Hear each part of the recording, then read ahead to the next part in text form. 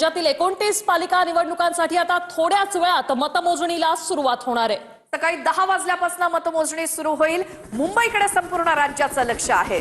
तर मुंबईमध्ये ठाकरे गड राखणार की महायुती बाजी मारणार याकडेही सगळ्यांचं लक्ष असणार आहे। तर पुणे आणि पिंपरीमध्ये दोन्ही राष्ट्रवादी जिंकणार की भाजपचा कमळ फुलणार याकडे देखील आपलं लक्ष आहे। तर नाशिकमध्ये सुद्धा पुन्हा इंजिन धावणार की भाजप येणार हे पाहणं महत्त्वाचं असणार आहे। छत्रपती संभाजीनगर, कोल्हापूर, नागपुरात कोण बाजी मारणार हे चित्र थोड्याच वेळात स्पष्ट होणार आहे। राज्यातील 29 पालिकांसाठी सकाळी 10 पासून मतमोजणीला सुरुवात होईल। थोडाच वेळ राहिलेला आणि सगळ्यात जलद आणि अचूक निकाल फक्त TV9 मराठीवर आपण पाहणार आहात।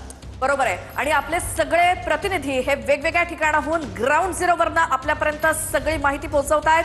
तब्बल 9 वर्षांनंतर मतदारांना देखील या निवडणुकीसाठी मतदान करण्याची संधी मिळाली आणि उमेदवारांना देखील महानगरपालिका लढवण्याची। नक्कीच पुणे असेल, पिंपरी असेल, मुंबई सर्वच पालिकांकडे सगळ्यांचं लक्ष लागलेलं आहे। कारण मुंबईत महायुती बाजी मारणार की ठाकरे आपला गड राखण्यात यशस्वी होणार याकडे सगळ्यांचं लक्ष लागलंय। गेल्या 25 वर्षांची सत्ता ठाकरे राखण्यात यशस्वी होणार की महायुती म्हणजे एक्झिट पोल नुसार महायुती बाजी मारणार याकडे सगळ्यांचं लक्ष आणि उत्सुकता देखील आहे।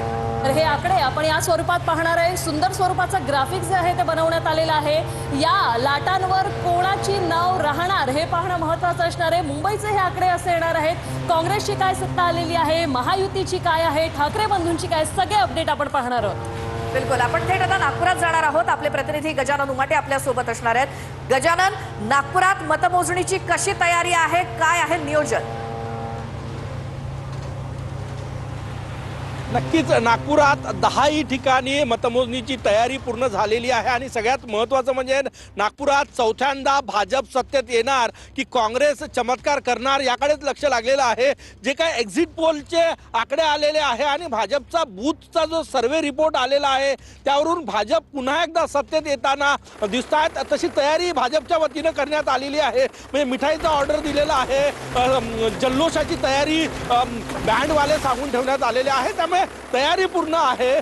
फडणवीसांच्या गृह शहरामध्ये पुन्हा एकदा भाजप सत्तेत येणार अशी दाट शक्यता जी आहे ती एक्झिट पोलच्या आकड्यानुसार वर्तवली जात आहे आणि जल्लोषासाठी स्वतः मुख्यमंत्री देवेंद्र फडणवीस नागपुरात येणार असल्याचंही सांगितलं जात आहे। सगळ्यात महत्त्वाची आणि प्रतिष्ठेची निवडणूक आहे भाजपसाठी नागपूरची, कारण की संघाचं मुख्यालय नागपुरात आहे। मुख्यमंत्री देवेंद्र फडणवीस, केंद्रीय मंत्री नितीन गडकरी, महसूल मंत्री चंद्रशेखर बावनकुळे यांचं शहर नागपूर आहे। त्यामुळे नागपूरवर जोर दिला होता आणि संपूर्ण निवडणूक जी आहे ती विकासाच्या मुद्द्यावर लढली होती। या ठिकाणी काँग्रेस वर्सेस भाजप अशी लढत असली तरी भाजप जे आहे ते पुन्हा एकदा सत्तेत येईल का हा सगळ्यात मोठा प्रश्न आहे।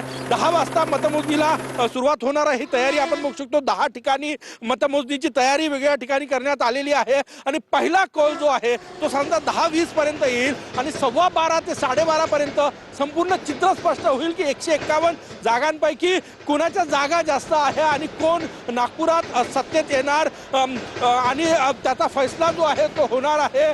भाजपसाठी नागपूर अत्यंत पोषक राहिलेलं आहे। संघाचं शहर आहे, संघाचं संपूर्ण कॅडर या निवडणुकीमध्ये ऍक्टिव्ह होतं आणि पुन्हा एकदा भाजप सत्तेत येईल अशी शक्यता जी आहे ती वर्तवली गेली होती। मुख्यमंत्र्यांनी स्वतः विकासाच्या मुद्द्यावर केंद्रीय मंत्री नितीन गडकरी यांचा जो विकास झाला त्या सगळ्याच्या मतं मागितली आणि कालचा जो मतदानाचा टक्का बघितला, कारण की 2017च्या तुलनेत टक्का घसरलेला आहे आणि जेव्हा म्हणजे एखादी मतदान खूप मोठ्या प्रमाणात वाढलं तर ते परिवर्तनासाठी वाढत असतं असं म्हटलं जातं। जर आपण निवडणुकीचं राजकारण बघितलं इथे टक्का घसरलेला आहे, त्यामुळे फारसे बदल होणार नाही अशी शक्यता जी आहे ती वर्तवली जाते। 10च्या ठोक्याला EVM आणि बॅलेट पेपरची मतमोजणी होईल। 10:15 वाजता पहिला कौल आणि 12:20 पर्यंत नागपूरचं 151 जागांचं चित्र स्पष्ट होईल की पुन्हा एकदा नागपुरात सत्ता कुणाची बसणार।